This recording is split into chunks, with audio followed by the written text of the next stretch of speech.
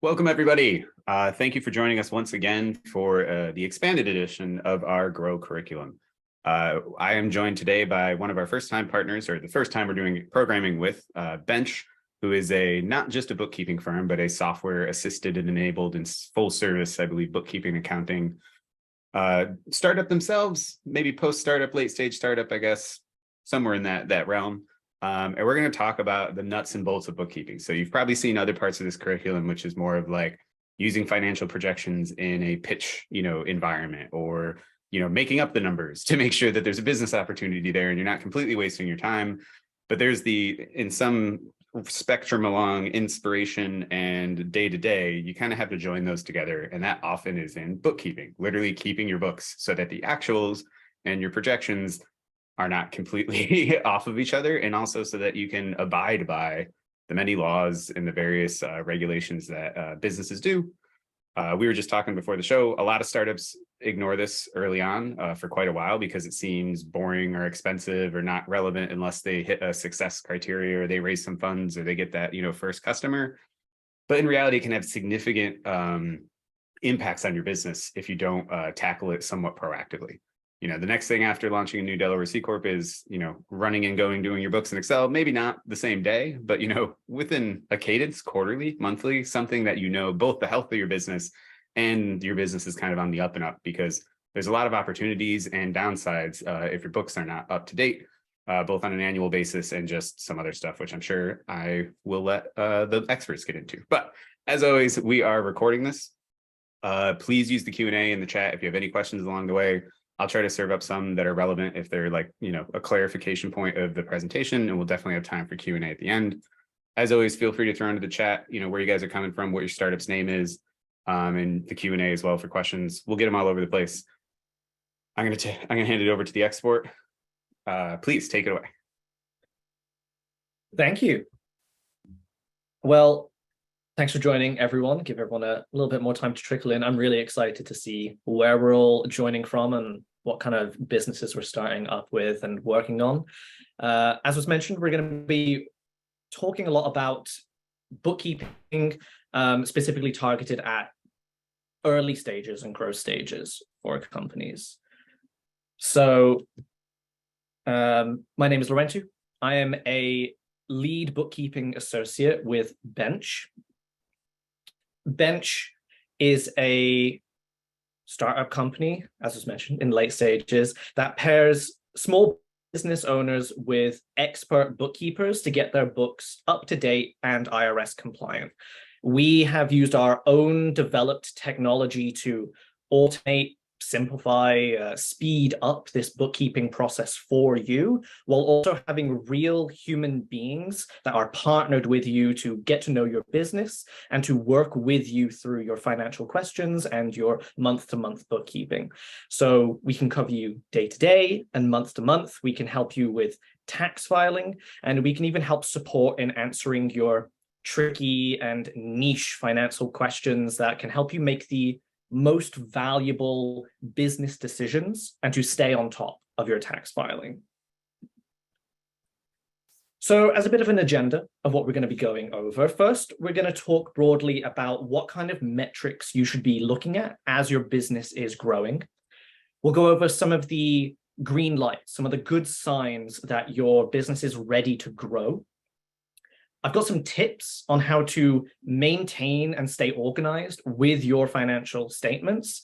And finally, how to be financially responsible while still growing in an economic downturn. There's going to be time allocated at the end for questions and answers, but I do want to prompt and promote everyone to feel free to put any questions you have, just ask them as we're going through it. If it's super relevant and we've got time, I can ask it right then and there. And if not, maybe we can loop back to it at the end. I want to make sure that we are addressing all of your questions and anything you want to know. So let's get stuck in. As your business is growing, what kind of metrics should you actually closely monitor? The first thing I want to recognize is that running a business takes time. Takes a lot of time. You all got into your business because you've got energy, you've got passion for that business. To be frank, I have worked with hundreds of businesses, and I haven't met many business owners who start up a business because they're excited about bookkeeping. It's not the thing that business owners really want to spend all their time on. However, it's always there. It is always present and needed. So when it comes to keeping track of your books, some of the most important metrics that you're going to want to keep track of on an ongoing basis will be found on an income statement. This is where you're going to read your revenues, your expenses, and your profit and loss. Regarding revenues, this is obviously all of the sales and revenues that your business is earning. As you're running your business, one important aspect of revenues to recognize and evaluate would be the different streams of revenue coming in. Where's this money coming from? Do you use different merchants or different areas that you earn sales? And are some of these streams stagnating or falling while some of them are actually growing? In times like now, what we really want to do is solidify our consistent revenue streams and maximize our growth opportunities.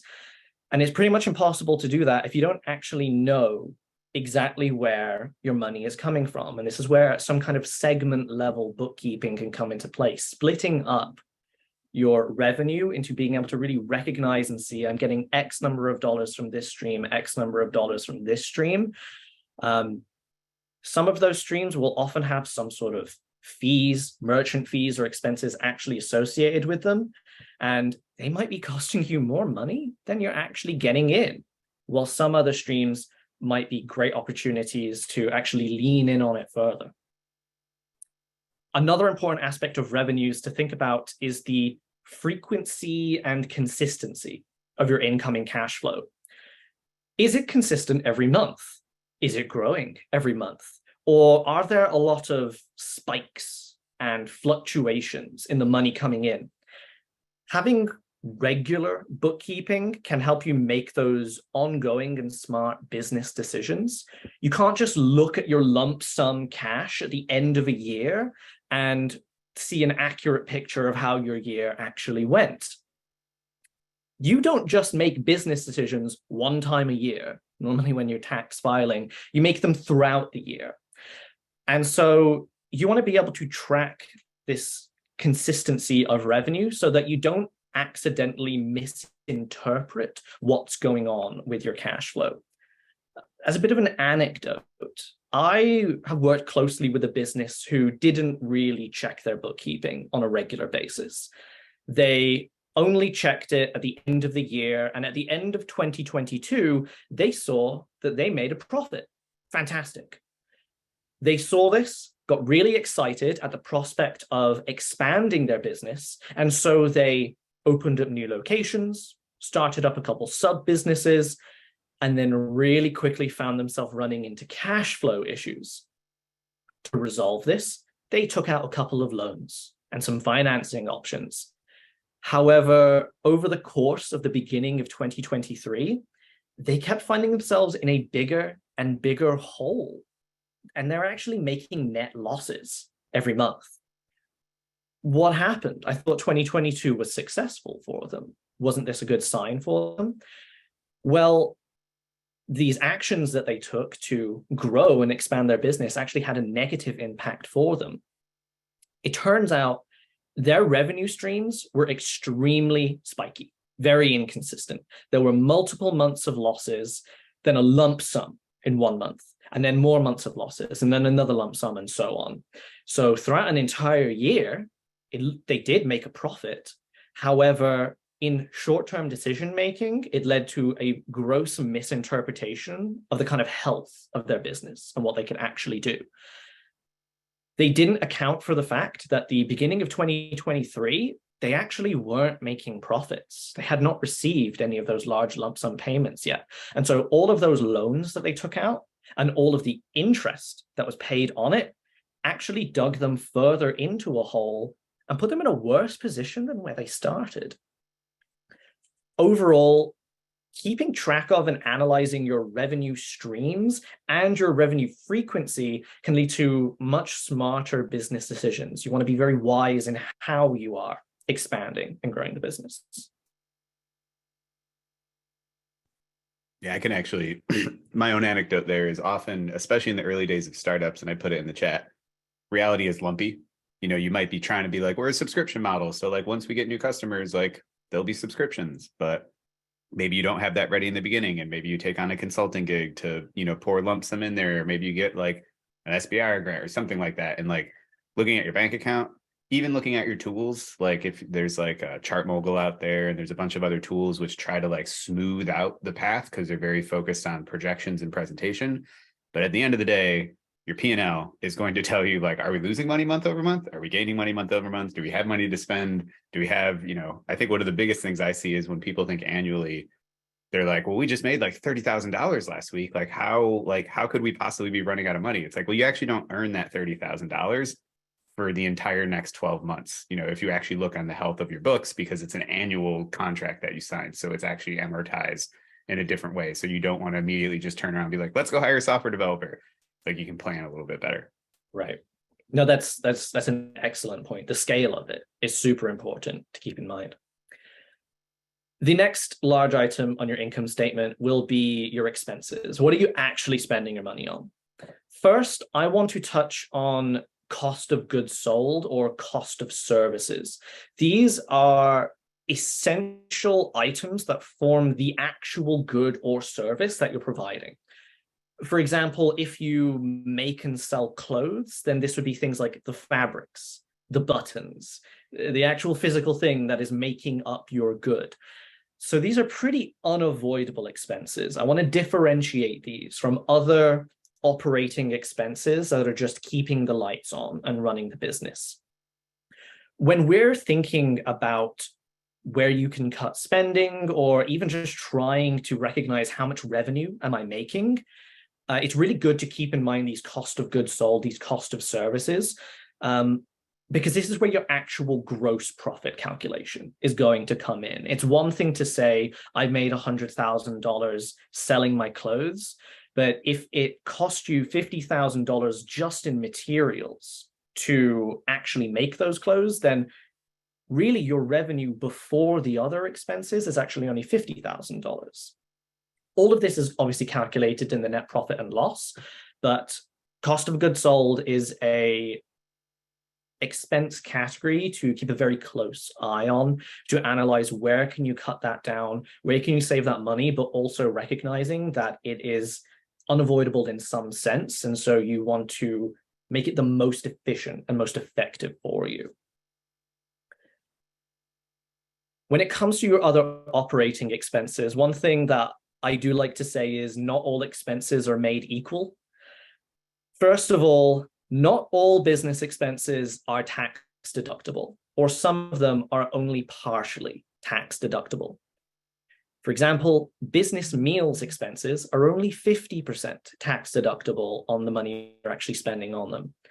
Entertainment expenses actually aren't tax deductible at all. I see a lot of businesses get very eager and excited, not only about the prospect of tax deductions, but having a lot of meals going out quite a lot. And they're not actually making the most of their tax return and their tax deductions in this. This is a lot of discretionary spending, to be frank. And overloading your expenses with these items that you're not even maximizing what you can even get back on a tax return will slowly but surely, bleed some of that money and sting you, especially come tax return time. Secondly, not all expenses contribute to profitability in equal ways. I would really recommend interrogating and analyzing your expenses and what's actually making you money.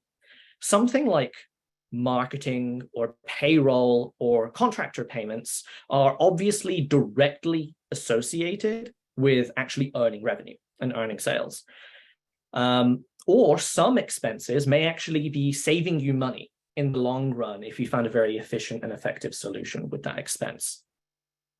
You may actually want to lean in on some of those expenses a little bit more to maximize their impact. Now, I don't mean spend wildly. What I mean is evaluate them closely. For example, with marketing, try to get data on them. See what kind of lead generation, what number of clicks are you getting? Are you actually getting X number of dollars of revenue, potential from the marketing expenses? This can actually be a great opportunity to renegotiate some of your marketing partnership agreements that you may have, if you can point to the money that you're actually earning to see if maybe you could lower the costs and maximize the revenue. In a time like now, you want to lean in on what's actually making you money, and that doesn't necessarily mean cutting expenses wholesale. It means cutting the discretionary and maximizing the thing that is directly related to earning you actual revenue. One expense that I always flag as a bit of a killer is interest. Taking loans can be very appealing and oftentimes actually very valuable source of funds to kickstart some successful growth. However, I really want to remind you that with whatever loans you take, the bank or financial lender will expect this money back and then some. And that lender may not necessarily care that we're in a tight economy right now. I've seen many businesses struggle to stay afloat simply because they are leaning on loans to get cash in, and the interest is stinging them at the end, and they're finding themselves with less money than they started with. Loans should really be used for growth and growth opportunities. It should not be something that is just keeping the lights on and just dealing with the operational expenses. So when it comes to some expenses to really keep an eye on, as I mentioned, super discretionary expenses, meals, entertainment, you can not even really maximizing tax deductions that way. Travel, see if you can really interrogate what is necessary and more affordable for travel. Are there recurring subscriptions? Sometimes we forget all of the things we've signed up for, all of the things that are charging us on a monthly basis, but are not actually directly contributing to the operation of our business or the actual generation of income. Office supplies and your ongoing day-to-day office needs. And then, as I mentioned before, really trying to maximize the impact of expenses like marketing.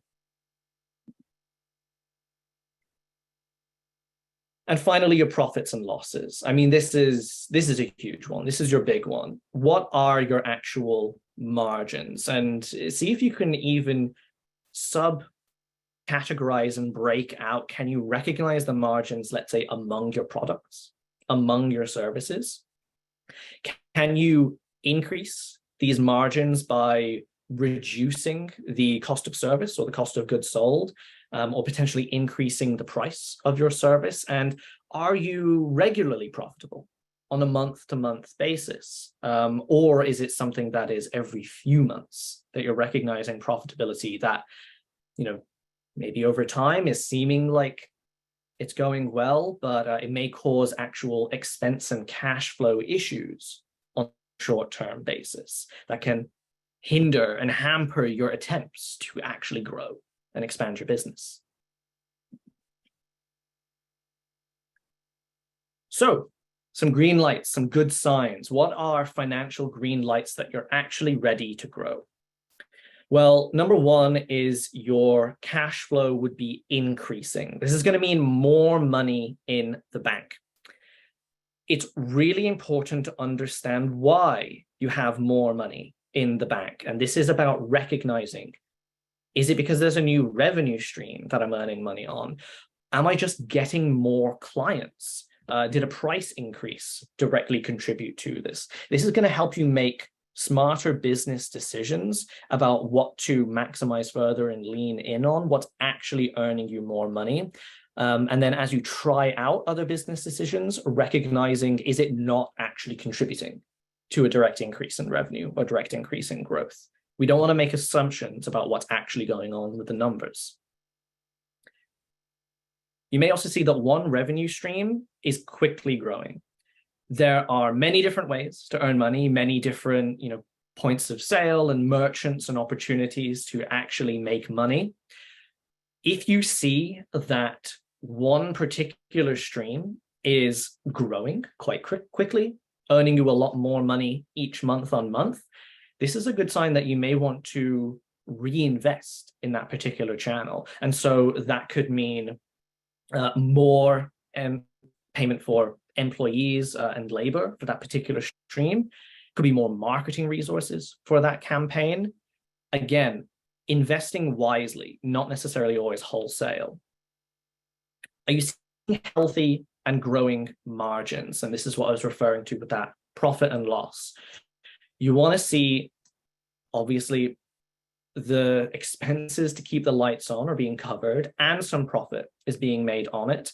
A business that's ready to grow is also setting aside some sort of cash reserve, especially when the economy is getting a little bit tighter. One thing I like to recommend is don't just guess or estimate how much money you want to set aside. Maybe use a year's worth of your finances, let's say of your last year, and say, here's how much I had to spend for my business that year. I want a cash reserve to cover 6 months or 1 year of business expenses in case something poor goes on with my revenue streams next year. I often find that setting yourself a sort of simple action plan or some sort of number to stick to having some sort of cash reserve, it is a lot less tempting to break the piggy bank for discretionary things if you are actually giving yourself a number that you know you need to stick to and giving yourself clear set definitions of when you use those funds. So after things like your expenses, after things like your safety net and your cash reserve, are you still seeing growth and healthy margins? Perhaps you can offer some sort of promotion or special to increase your customer base, to increase your potential for future revenue as you get some consistent and long-term customers. Can I actually ask you a question that I'm sure is probably in people's minds? Sure. So I was thinking of that kind of 3 to 6 months as like an emergency fund for your business, so that should weird things happen. A lot of startups end up being raising funds before they're even cash flow positive. So how do you set that term if basically the bank account is not filling up nearly as much as it's going down? Right. So if we're talking about raising funds and potentially like pre-revenue and like whatnot. What are you looking at your books when, say, let's use a trip. Let's say you had $300,000, you raised a pre-seed or seedish round, to get to some inflection point. So you've got that money today, but how do you think of your books in terms of like, staffing and expenses? Like how many months would you think of in that case? Right. This would be a part of whatever sort of business plan was set out on when are you expecting to, let's say, earn that kind of revenue. And if you have that kind of plan, when to project that kind of profitability. Because you may not actually be earning that revenue right now, there's not going to be any numbers on the revenue side of it. So your income statement would just be expenses. Two things I'd say there is there are ways to still track and manage your cash flow, even if money isn't necessarily coming in through revenue. Money's still coming into the bank account. And so one service we provide is something called a cash flow statement, where month on month, it can give you a number of, is money actually coming up or coming down each month, even if none of it is sales, even if none of it is actually revenue. I would still recommend either having those numbers set aside right now. I know what my payroll expenses are, what my subscription expenses are, and whatnot. Setting aside that like 6 months to a year, that is still like, that's just a healthy estimate. But if you can tie that more closely to whatever your particular business plan is, of when do you expect the next round of funding, or potentially when do you expect to be, post that second or third round and actually going into earning revenue or profitability. If you're so early, you don't even have some of those expenses yet, that's where you can do research on like comparable businesses to yourself. And our blog online does give some estimations on, what kind of expenses is normal depending on, what sort of expenses or ledgers or what sort of business you are. And nice. it's good to dive into those kind of numbers and expected. Even if I'm so early, I haven't actually fully calculated what all of my expenses are. Mm-hmm. You can look around, see if there's similar businesses to yours, what kind of expenses they're paying, and work that in on your estimations and calculations. So it's a long way of saying that while this 6 to 12 months is a great sort of safety net, it's still just an estimation. The more you can tie it to something concrete that you're researching or setting aside for yourself, the healthier state that you'll actually put yourself in. And I think this is a great benefit of having your books up to date is you can make decisions and you can see, one, fundraising is always going to take longer than you need it to. And if you do it, when your bank account hits zero, you're basically guaranteed to not succeed at it. So knowing that it might take 3 to 6 months to even close a new round, whenever you're thinking about, like, can we hire one more person? Can we pay for that Amazon compute cluster so that we can put AI on our pitch deck? If you can actually project it out, or you can actually just look at what it would do to your books, you can make more intelligent decisions rather than burning super hard and fast for 4 months and then realizing like, we didn't have anything. We generally say if you raise funds and if you plan to continue to raise funds, at least raise enough to get you through a year. 18 months is nice for a little bit of cushion, because that means you get a year worth of progress to then make, the should we raise again decision and give yourself a nice 6-month buffer to not just internally get together about what that is, but then also run the fundraising roadshow. Yeah.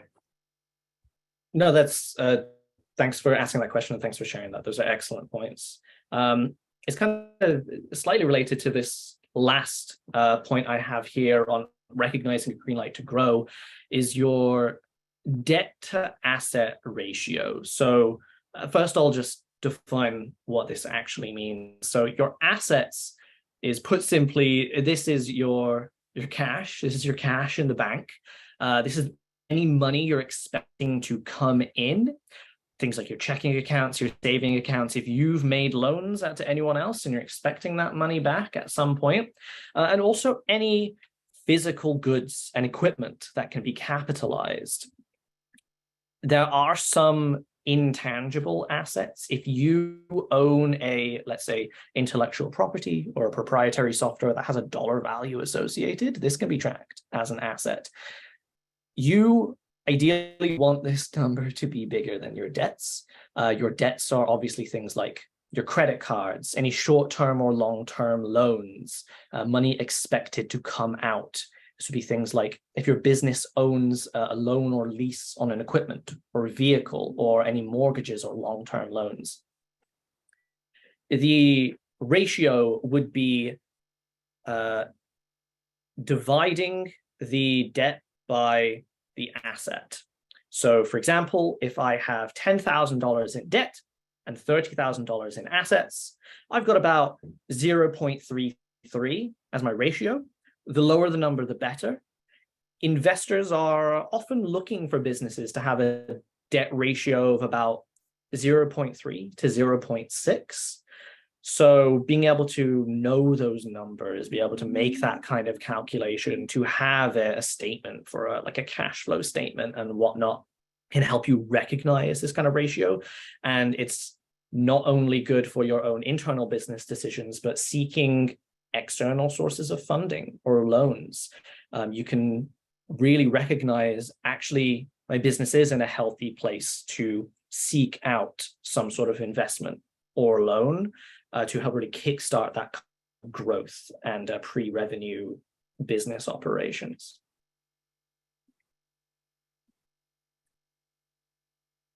So why it's important to keep your statements up to date, and how do you actually do it? Well, monthly bookkeeping is something I really strongly recommend, and it's got a very important role to play. Properly categorizing your expenses will show you where you're spending your money specifically and where specifically you can try to cut that down. You want to be able to monitor your cash flow to understand if you have the capacity to maybe spend a little extra one month or another to actually fund that kind of growth. If you're in a position to take out a loan or to grant or a grant to fund that growth, you are going to need to provide historical financial statements. I want to talk a little bit about the pandemic. It's always our favorite topic, but with regards to businesses and business owners, 2020 and 2021 was obviously an extremely tough time, but there were some very important funding opportunities that came to support businesses through 2020 and 2021. The Small Business Administration EIDL, the Economic Injury and Disaster Loan, and the PPP, the Paycheck Protection Program. This was a lot of funding and large sources of loans and investment that businesses needed to survive, especially small and starting businesses through this tough time. And in order to get those sources of funding, the government asked for financial statements. They asked for what's going on with the business. They asked for the numbers. Now, I definitely know some businesses that may have just tried to make some of the numbers up because they didn't really know what was going on. And I know a lot of businesses that missed out on these opportunities because they didn't really know what was going on with the health of their business. And they didn't have anything they could point to or provide to any sort of investment to actually get that kind of funding. This is part of why doing bookkeeping on such a regular basis is so important. So you can take advantage of the opportunities when they come. If you are only doing your bookkeeping once or twice a year, you're missing out on opportunities to make quicker impact decisions and things that will actually benefit your growth on a regular basis. This is where bookkeeping is playing that really important role, since it's something that should be done monthly anyway. And the outputs of bookkeeping are these statements and documents that, we've spoken about thus far to help give you that kind of insight, but it's also the kind of thing that investors and funding sources are going to be looking for and asking for. And so being able to give it to them in a timely manner will mean that you can actually make the most of everything. Finally, dreaded tax season, tax time. It is stressful for everyone, but it doesn't have to be. Staying on top of bookkeeping on a regular monthly basis is going to make tax time significantly less stressful and time consuming. I work with a lot of businesses who pull their hair out over worry and stress about what's going on, and the time saved and the peace of mind knowing that their bookkeeping is handled on a month-to-month regular basis means that when they are ready to file their taxes at year end, during tax season, they can divert their attention back to actually running their business. They don't have to worry and stress about those behind the scenes. Also, from our perspective, investors will also want to see your financials before they write a check. So as much as the PVP loan was a great thing, that nobody could see coming, but allowed some businesses to actually make it and survive when they otherwise would have just literally had to close up shop. If your business model is inherent on fundraising, maybe you can get away with a couple early checks from friends and family who won't, have the wherewithal to, accredited friends and family who won't have the wherewithal to actually dig into your books and understand what they mean. Any cut with a professional investor are going to want to see the actuals and the projections. So getting that stuff right anytime, because opportunities happen. You being the roadblock of momentum is the worst thing for your business. The rest of the outside world, is your challenge to overcome, right? Somebody doesn't call you back on time, the customers aren't converting, you're not getting approved for that loan. But if you're the reason why a conversation went from, hey, this is really interesting, what do your financials look like, to, oh, hang on, wait, I don't even know what that means, I don't have them, whatever, you're just kind of shooting yourself in the foot there. Yeah, I've actually worked with businesses who have lost investment opportunities because they didn't have accurate and quick bookkeeping. It sucks. It's terrible, and it's something we all want to avoid. And that's where making the most of regular, up-to-date financials and up-to-date bookkeeping is really important. And it's where someone like us, like Bench, can actually come in to help. What I really want to say is, for someone like Bench, automate and outsource. Most business owners, most people like you, don't have the time of day to handle your own bookkeeping to an effective level, especially if you're a small or starting business. And paying someone on payroll to handle your bookkeeping, it can be fantastic if that is the niche specific situation you need, but it's often too expensive for small business owners. That's where we come in. We do your bookkeeping. We save you the work and the time. We help prep for your income taxes. And we can even assist you in actually filing your tax return and doing that for you, so you have that time to work on your business. Throughout the year, every day, we've got expert support, people like me, who can give you advice at no extra cost. There's always real human beings on the other side that can help answer any of your questions and help guide you through any sort of business decisions. We're not here to make those decisions for you. We're here to use the data, to use our expertise, to open doors for you and to help you see what decision you want to actually go down. We work with a lot of tricky, complex financial questions. And even if someone like me can't answer them right then and there, we've got a team of dedicated experts to help out with this, no matter how complex it is. We also give you very smart, reliable finances. We guarantee accurate IRS compliant books so you're ready for tax season. Our goal isn't just to give you something to file to the IRS.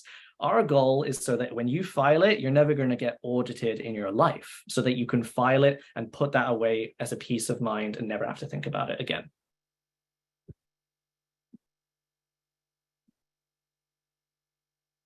We've got a promotion. Everyone loves promotions. We are super excited about our partnership with Gust. And so for our services, we are offering 30% off of 3 months of bookkeeping, tax prep, and tax filing if you use, Ryan, I'm not sure if you're going to be posting a link for this. Yep, just did it. Fantastic. For Gust VIP members, we're offering 50% off of 6 months of these services. So VIP members, you can find that deal in the platform as well. I'll send it in the follow-up. We're just about to integrate it into the platform, but before the recording is ready and the follow-up goes out, we should be good. So if you're a Gust Launch customer, your partner perks page will update with that, and you'll also get an email from me tomorrow or the next day with the special link. Fantastic. We're really excited about this opportunity to support all of you as you are starting your businesses and getting you started on the right foot, so that as your business grows, as you start to add some complexity to your business, you're not stressing and worrying about the historical of everything that happened and then being stung by any of the interest or fees or whatnot that is going along with it. Starting smart and starting right early can help set you up for success in the long term. We're now going to take any. I've been talking for a while. I'm excited to hear what questions does anyone else have? Yeah, thank you so much for running through that. I think this is the first time we've had such a detailed look at just what an actual kind of P&L and books look like, and it's the unsung heroes of running a business and making the right decisions are in kind of the minutia. Like you said, most startup founders are wearing every hat in their business. So the idea that they would become spreadsheet P&L experts, this is stuff people go to school for and get hired out and, make into a profession themselves.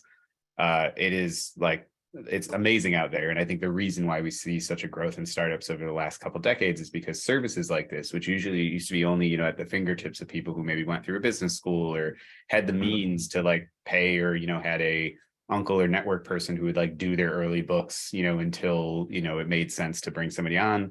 Now we've fractionalized a lot of this stuff, made it as services and a software component. And it's a great way. I think it's table stakes for most founders is to have somebody doing their books, even if on just a, part-time fractionalized basis. So it's awesome. So we have a couple questions. We have Doba asked about nonprofits. Do you guys handle the bookkeeping tax filing for nonprofits? How is it different, if at all?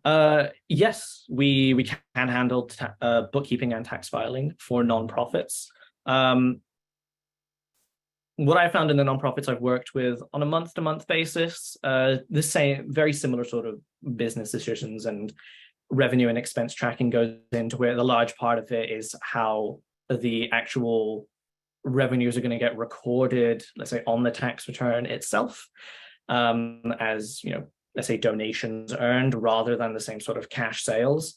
But we can support with this, and there's no worry at all. Great. And they also mention filing form 990. I am not familiar with that. Is that some part of? Yes, that is the specific tax form just for nonprofits. Yep, we can 100% support with that. Farzad also asked about the template. So Talia was in there. We will have a template, an Excel template that we will send out to everybody who comes to this event, probably in a day or two. She's going to provide that to me. So that'll be in the link, just so everybody else knows. But they also ask, how does Bench differ compared to something like QuickBooks, Intuit, maybe Xero? No, this is an excellent question. The key difference that I really want to emphasize, the difference between someone like QuickBooks and Intuit and someone like Bench, is that while both of us really try to maximize and make the most of, let's say, like a software solution, QuickBooks and Intuit is pretty DIY. It is very much leaning and relying on you to do quite a lot of the work in inputting the items, in making sure you're staying on top of everything. And QuickBooks doesn't necessarily always follow up with you if you've maybe missed anything. The big thing with Bench is the human element behind it. There's going to be someone like me, if you join Bench, maybe it might be me, actually talking with you and guiding you through and actually following up with you, always available for a call or an email or a message to actually say, hey, here is what is going on. Here's what we actually need. This is a large difference to coming into tax filing thinking that you have everything ready and coming into tax filing, let's say, knowing that you've got everything because you've got multiple checks and balances actually following up and checking in with you. Yeah, I'd say there's an inflection point in there, and QuickBooks is usually the tool that if you had an accountant, working for your company full time, it's part of their software suite, whether it's Xero or QuickBooks or whatnot. It's, it's like Excel with a purpose. In the same way why I would say, do not use Excel to keep track of your cap table, because you can accurately model a cap table in Excel, but it doesn't enforce it at all. It doesn't let you know that like, hey, this is, this person actually signed these documents. This person actually owns these shares legally. Like that's something that Gus Launch does, or Gus Equity Management, either one, I think for the next 20 years, AI and whatever, if there's a spreadsheet out there that's doing a task, but kind of like not incredibly dependable and somebody actually deleted a formula, there's a software as a service platform that will exist for it. And most companies who do hire an accountant, it's much later on, because that's a full-time role. That's probably if you're in the metro area, that's pushing six figures, high 10, high fives. And when you're a startup, that person might be sitting around for a good portion of their day because it's like, hey, they did the books. Cool. Like, what's happening next? Ask a question. But Bench is there to, fractionalize that and make that available in kind of a metered dose rather than just having to wait till you get a full-time employee to actually handle that. Yeah, I think that's actually an excellent point. We offer a lot of the kind of like financial support that hiring an inbuilt account, an in-company accountant or an outsourced accountant would obviously do, but for a fraction of the price. basically. And I will say we've seen in the past many startups give a stab at fully DIY automated bookkeeping and accounting. And maybe we'll get there someday. And I'm sure there's a slide deck somewhere for Bench's investors or however, like how eventually it will coalesce to a 80% software, 20% human thing. But the laws, the regulations, and the things that go into bookkeeping and coding transactions and figuring out how to, distribute them appropriately in GAAP accounting. So far, there still is a trained expert that kind of handles these. They use the tools to increase their own productivity so that they can probably handle a bigger scaling company. But I haven't seen one succeed yet. That's just like, oh, you just plug in your bank account and your credit card and like it'll just automatically happen. We're not there yet. Yeah. I will say, Bench, I do want to quickly say on that automation, Bench is pretty there, at least on that front of we do offer tons of optimizations and automations with many bank accounts to actually just automatically pull in Nice. A lot of revenues and expenses. So this work goes on behind the scenes. If everything's automated, we rarely have to actually ask you for anything. Instead, we will follow up with you on like what's actually going on with your business, and you'll just see the numbers populate, and then we can do the work of making sure we're maximizing this is actually this expense, and the AI has not accidentally put it somewhere else. Right. We have a great question from Paul, and I'm not sure if you're familiar with Forecast or not, but they're one of our partners. They build not a actual bookkeeping platform, but a financial forecasting that can backfill from actuals from QuickBooks, I believe. But so they're planning to use Forecaster for the financial modeling and financial projections and filling in the actuals. Does Bench complement that subscription or that service? I know you guys have a light partnership yourselves. Yes, but this is something that I don't want to speak to as I'm not super confident on the specifics of how exactly we can complement that. I'll say, Talia, if you're in the chat, see if you can answer that question specifically. But the kind of model that we provide is we support a lot what I can imagine would be the translation into those actuals and providing the most like accurate and up-to-date data with that. Yeah, that's honestly just reach out. I don't think there's any kind of like real competitive overlap. Like Forecaster is not meant to be your P&L or your books or anything like that. They're really for doing the projections, and how you fill in the actuals as you use it will depend on what tool you use. And I think they have a whole team building integrations. So just check with the Forecaster team if you get set up. But there's definitely, it's a complementary thing, because if you project, when you're going to raise funds, how your revenues are going to grow, what the channels are going to be, you're going to have to deliver on them in a real filing and keeping track of way. And that's where a company like Bench would perfectly kind of butt up against that. Because while something like QuickBooks is, a spreadsheet on steroids that just integrates with things, like we were covering, it's the human element, the actual bookkeeper, the actual person is, delivering that service.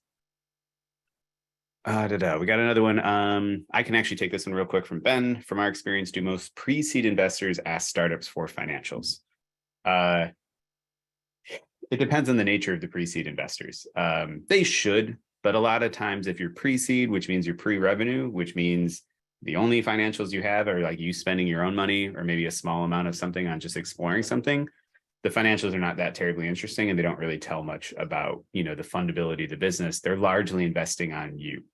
The founder, the market, their thesis, and necessarily sometimes it just might be somebody that knows you in your network, and they're really just trying to give you a shot. What we always say is at a professional seed or series A, having good financials is kind of table stakes, but when you're in that pre-seed seedish environment, it can be a significant strategic differentiator that can really change the conversation from like, nobody knows how big this opportunity is, how big the market is. We don't have any data yet. Please just invest on me because you think that like, I don't know, pet voice control automated feeding systems are going to be the future of whatever.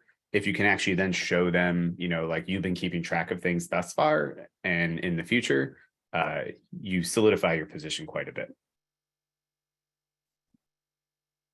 All right, we got some more things. Maribel is asking specifically to us, it's not in the chat, but I will take care of you. I'm just waiting on, sorry, there's a recording we put up from an event we did last week that we chose the wrong recording, and we're fixing that. It's just taking us a little bit of time to do it, and we will get that out to you. Farzad is being clear. Does Bench actually file the company taxes or just provide the documents that a different accountant can use to file the taxes? We file the taxes. We can actually file it for you and prepare it. And it's not just business taxes. We can also do personal income taxes too. Oh yeah, well yeah, that's great. And you guys handle, I mean, we're pretty exclusively startups here, so almost everybody is or should end up being a Delaware C corporation and doing that kind of filing. But from the presentation, I get an idea that you also do small business and LLCs and local state things and whatnot. Yep, we do small businesses. We do single member LLC, multi-member LLC, S corps and C corps and nonprofits. And with our bench tax services, we can not just do the corporate filing, but and the Delaware specific filing, but also the personal income taxes too. I'd really recommend checking out on our bench website bench tax specifically for the kind of services provided there. Awesome. And a couple, both in the chat and the Q&A, asking if you're using Bench, does that mean you don't need QuickBooks or Xero? From the bookkeeping perspective, ideally, yes, you shouldn't need QuickBooks or Xero for it anymore. There are, I want to recognize there are still some like functions in use with QuickBooks. I know specifically things like invoices and whatnot, and actually using it as a service to invoice and generate that revenue. That is something not currently inbuilt with Bench due to our focus specifically on like bookkeeping. So you can still make great use of both, but there are certain elements of the actual revenue tracking, the expense tracking, the categorization, the actual bookkeeping that Bench can handle for you when you don't need to do on QuickBooks yourself anymore. Do you guys do bookkeeping on other platforms or just their bookkeeping is on the Bench platform exclusively? Just through the Bench platform exclusively. Yeah, and I think, Paul, we got you about tax filing. Surprised it took this long to come up. How much does it cost for a year? What is the actual cost of Bench? Sure. Tully, do you want me to put the link in the chat, or I think I've got it right here. So what we can offer is it's actually different packages, even depending on the size of your business as well. So we really want to cater to the different types of size and scale of your businesses that we do have, and our different packages can include if you want that tax filing service, great, you can include that, or you can not include it and for a slightly reduced subscription cost. So for our basic package, if you're getting like annually, it would be $200 a month, meaning times 12 months, that's about $2,400. You can make that $300 a month, and it will also include the tax filing and that advisory throughout the entire year as well, all wrapped up and included. I know one of the other questions was about a demo. I will say we offer a free trial of Bench. If you don't like it, you don't have to do it. There's no commitment. So I would really strongly recommend you can try out Bench at no cost to see if it works for you, to see if this is a solution for you. Oh, excellent. We got a couple more here. You answered the demo one. Bala, this one's kind of interesting. It's, do you guys integrate with Clerky? I'm not entirely sure how you would. That one, I don't know off the top of my head. Clerky is just kind of like, it's like Gus Launch, but really more transactional. They set you up, they give you the templates and the documents to sign some contracts, but most of it doesn't really touch the financials of your company other than if you were to raise a safe note or like something like that, but that money would hit your bank account. So it would just get rolled up into your bookkeeping anyway. It's not really necessary to do an integration. Yeah, what we would focus on more is the actual money hitting the bank account. There are certain items that we will be like requesting and needing documentation for. Any sort of this investment sources, we want to be able to actually confirm and verify that. So while this is not necessarily an integration with Clerky, we can certainly like work with the documents that they're providing to support in the other things that we need. Yeah, and to speak my own book, Gus Launch provides all of that and more. So we have their live cap table, which is something Clerky doesn't have. We have every agreement, shareholder, investment that you've signed. So if you're a Gus Launch customer and you're working with Bench, you have like a one-click download to send all those things. If you absolutely love your bench bookkeeper, you can even give them read-only access to your Gus Launch account so that they could easily look at like shareholder instruments and things like that. It's not like a integration. It's the beginning of our partnership. We've talked, wouldn't it be super cool one day if you could see like your books have been done and the whole thing, but we'll get there. We got tax filing. Is that charged separately, or is that just included in the monthly fees? That would be totally, correct me if I'm wrong, but this is included in the larger premium package. Oh, do you guys do just tax filing, or is tax filing just part of like a full suite of service? From what I can tell, it is just part of the full suite of service, because the specific tax filing we support, like we can use our own internal books and just like give that straight to the tax filers without you needing to be like the go-between. We can just interact with them more directly and just update you and or ask you questions as needed, rather than getting you stuck in the mud of the actual tax filing process.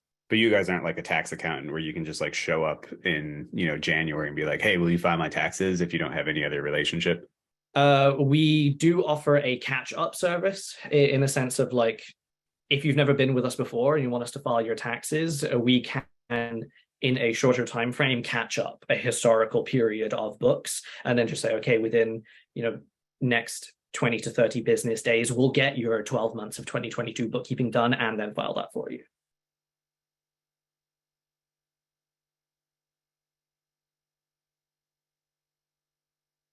Oh, I'm not sure if it's my headphones. Oh, sorry, no, that's me.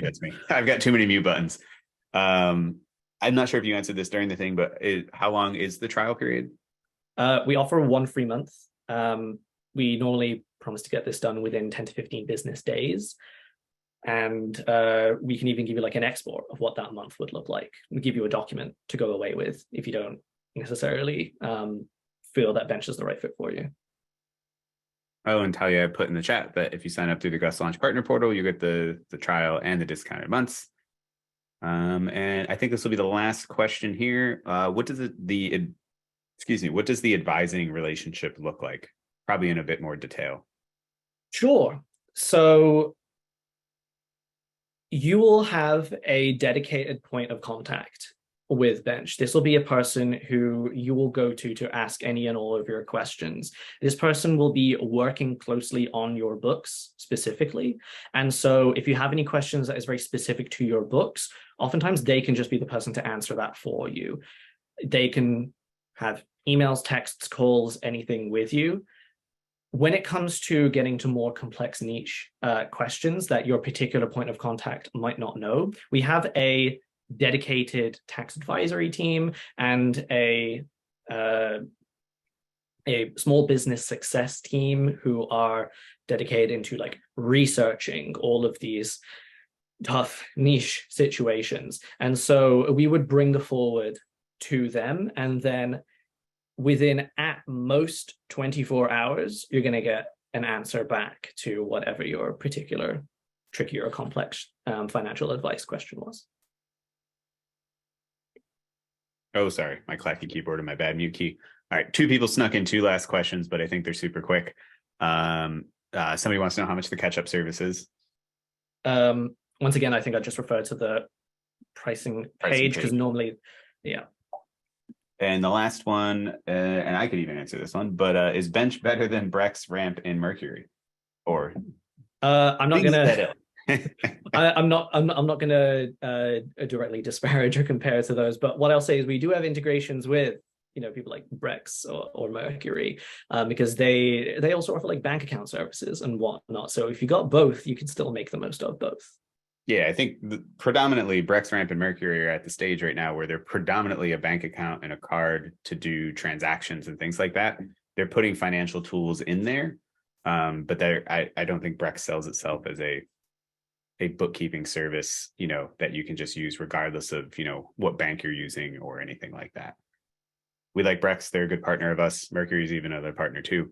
But you can combine these all based on your current situation. Excellent. Well, we literally went right up to the last minute. Thank you so much for the presentation, the detailed Q&A, and some really great questions on this. We will probably do some more. We're kind of closing out the Grow series of programming we're doing with our Gust audience.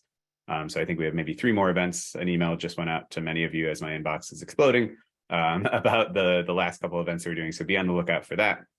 And yeah, any parting words?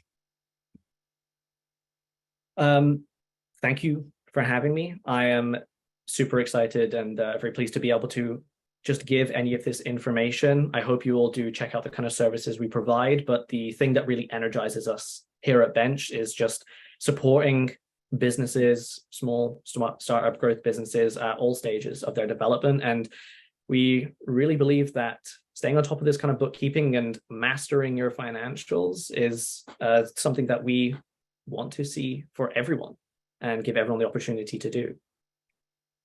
Yep, we agree completely. Being a little bit of proactive in this space is one of the best things that you can do to look out for the pitfalls and the things when you're not working with your full data set. So it's nice to meet somebody else spiritually aligned in that endeavor. Getting a lot of audience praise in here, which is kind of fun. Thank you so much for your time. Have a great week, everybody. And the recordings and stuff will come out in just a couple of days.